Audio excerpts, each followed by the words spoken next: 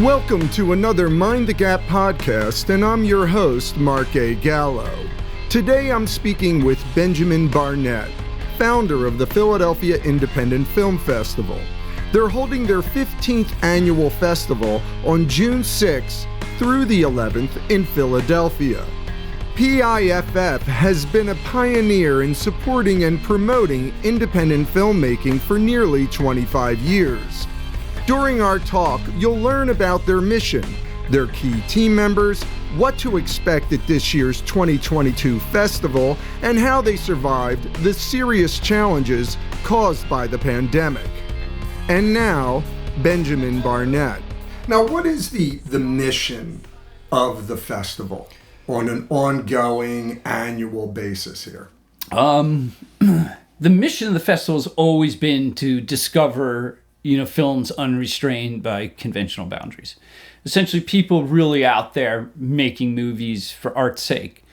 But, and there's the but, the but being not just lumping something into, 20 minutes or 2 hours, whatever, and throwing it on the screen and saying this is art, which some people do, by the way, consciously as artists in terms of discussing the point of what is film. So, for us, it's always been to bring that to sort of the moment, about discovering that. Where are these people in the world, and what are they doing that we don't know in our 215, codes, or area codes? So, or zip code, right? Area code, yeah. Doesn't matter. So, so the point code is these days. Yeah, exactly. Hashtag. So just, bringing that together with the Philadelphia film community was for us a huge boundary and border and river, ocean to cross, solar system to get to. And we felt that the only way to do that was to bring something to fruition yearly. Mm-hmm. So, by bringing all this together and meeting these, as an underground film forum, we sort of comically, but as the music piece, there was a lot of punk rockers in the room, sort of like rocker types in the room. Like there was drum and bass, jungle music, salsa, hip hop, so there was like a mishmash of stuff simultaneously happening. Which is way cool. Yeah, it was just like 1 minute you're walking in and, this one community's coming in and the other's coming out and everybody's saying hello and it was great for years. Still is, but so that really clearly spawned, something that was like, wow, there's soundscape, there's, sound tracking, there's different pieces of a film that really can exist across multiple jobs and communities. So it was very broad. And if anybody knows, who makes a film, people will often say, it's as good as the soundtrack goes, essentially. Yeah. So the soundscape, Foley work. So, and we've always been lucky to have been both, really all of it, technologists as programmers, developers, creatives, some MFAs in the midst, also musicians, like, songwriting musicians, performing musicians. So, and then same thing with filmmakers, like working, acting filmmakers, working filmmakers that are part of this discussion. And that was the Underground Film Forum, because, it was kind of a joke. It was actually called Philly Underground Film Forum. And we wanted to connect with every underground film forum in the United States. So, and what year was that about? Ballpark. Philly Underground started in 97. Gotcha. So it really started to peak, ironically. About 25 years ago. Exactly. Ballpark. Yeah. So, but it really, I don't want to say peaked, but it came to like a moment when the .com crash happened.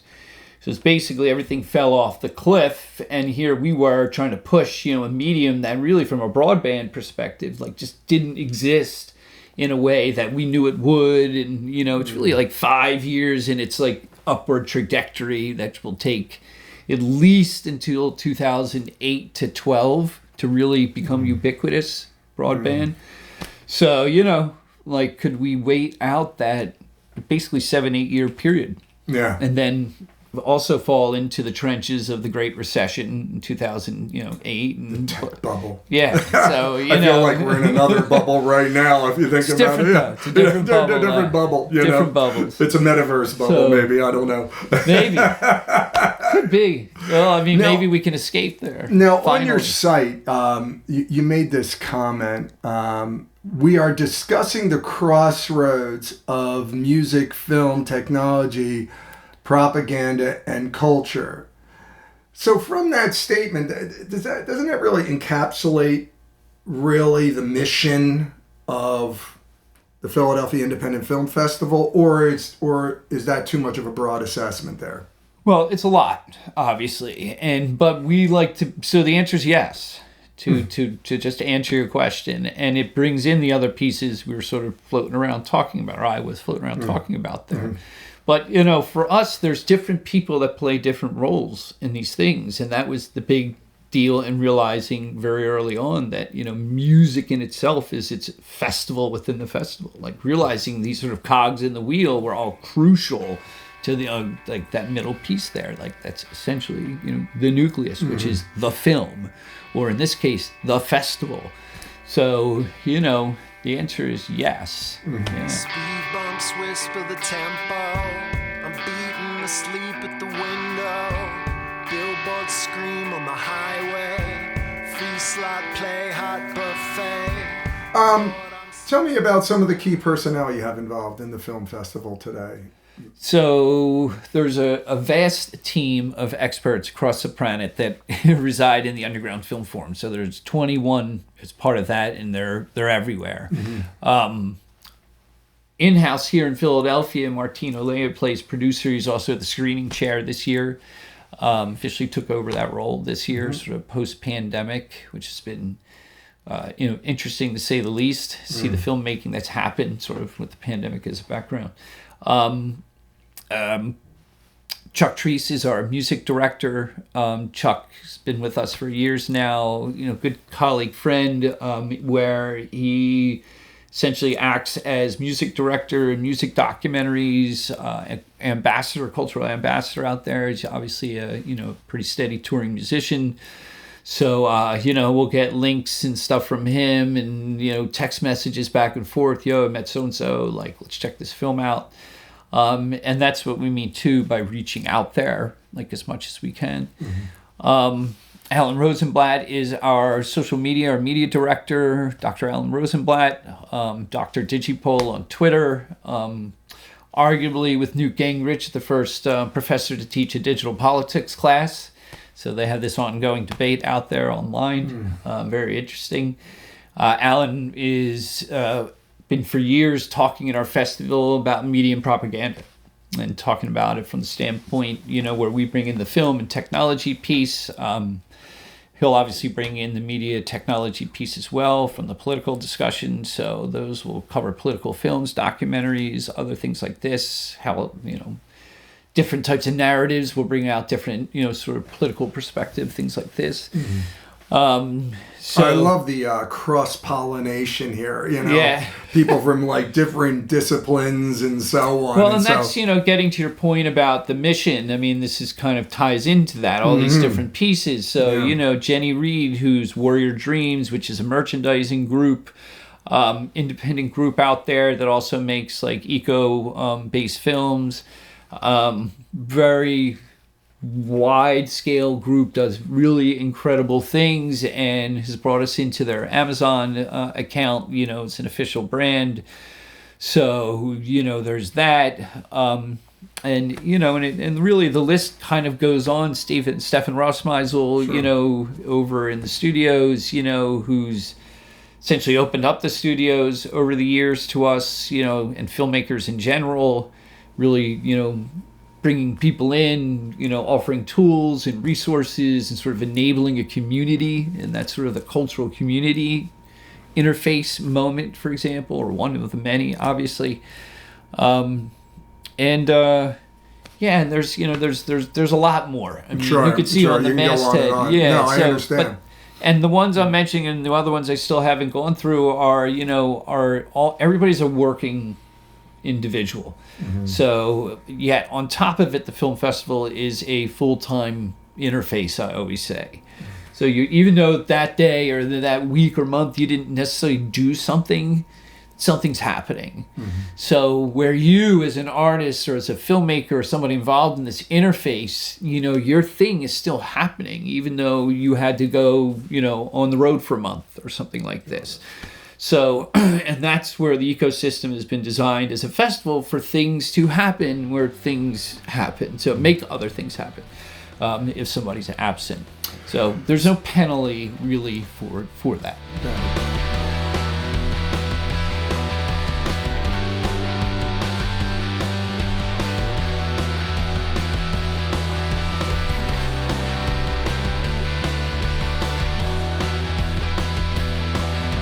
So what are we to expect with this upcoming film festival, June 6th through the 11th?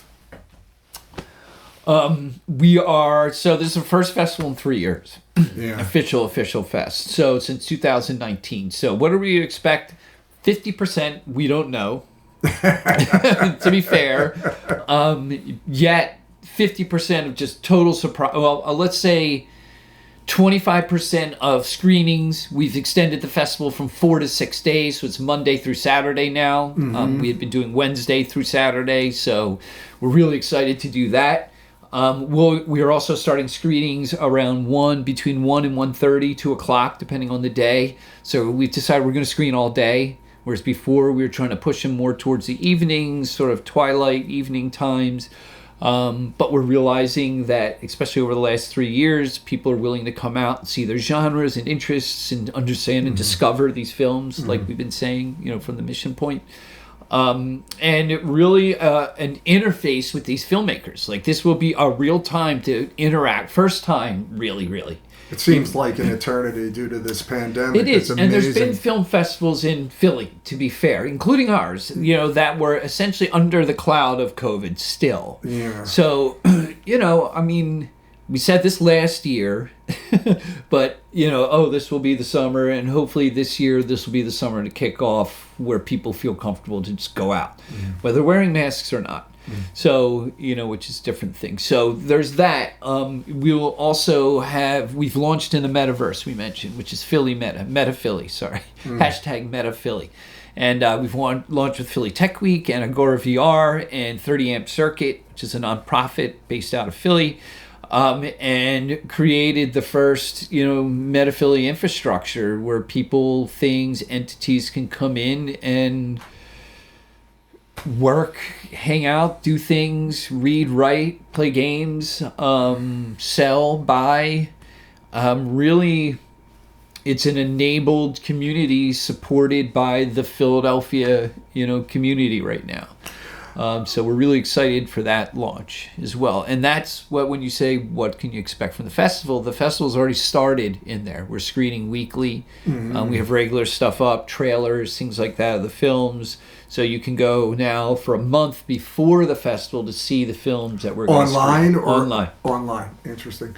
One thing I want to just circle back to, because I don't want to gloss over this, is the pandemic and the challenges that you were facing, as well as many other film festivals were facing international. How did you guys change? How were you able to adapt? Can you tap into that a little bit? Yeah. Just the experience. It was intense, and I have to say, like we said originally, the reason why I believe we survived and thrived, and there's different ways to put this. In our case, we survived and thrived because we were already a streaming company. We had been streaming for years, events, films, everything. That when the pandemic hit, I remember people started to call us. There's bigger groups that were like actively going to bring up this new interface, and the whole thing was going to go online. It was perfect, and blah, blah, blah. And I remember, and this was early. So we were, a streaming company. We knew as the pandemic was starting to build, we're like, whoa, everything's going to go offline. Everything's going to go online. You were able to adapt. We were able to adapt by understanding that wasn't the path. And that everybody that was going to do this was going to start throwing tons of money and resources into it and fail in most cases. And that Tribeca's and the other bigger would basically thrive because you'll see the smaller companies won't even start. They'll go out of business, which they did. I argue 35% of the film festivals just shuttered within months, over time, probably larger. And this is your regional local film fest that's cool for 800 people in a cool town somewhere. That was an incredible thing. Yeah. Not necessarily needing to be on an Oscar circuit or something or whatever, or drive an economy necessarily, but it did. So like things like this were closed. You're essentially told you couldn't go.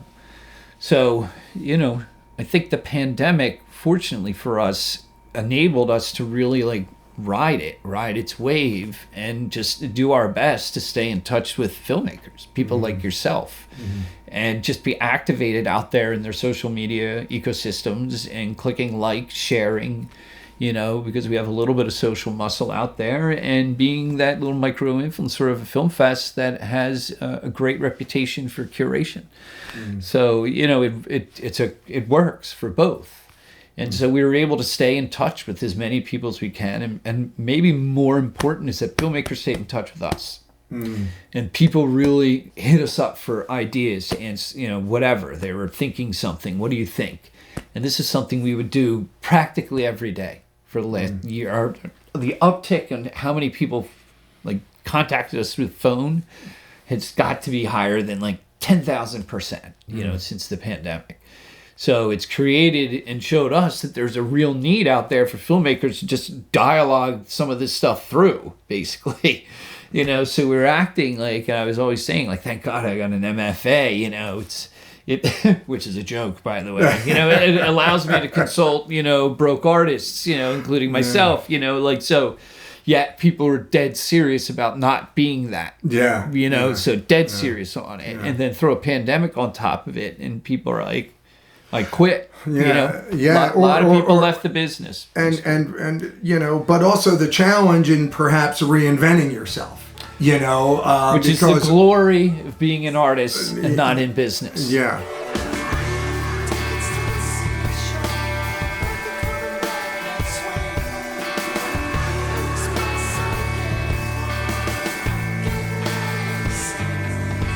We have about 5 minutes left here that I didn't touch on, or hey Mark, can I say a blurb on this? Is there anything? If there's not, that's fine. We can just end it here, but it's up to you.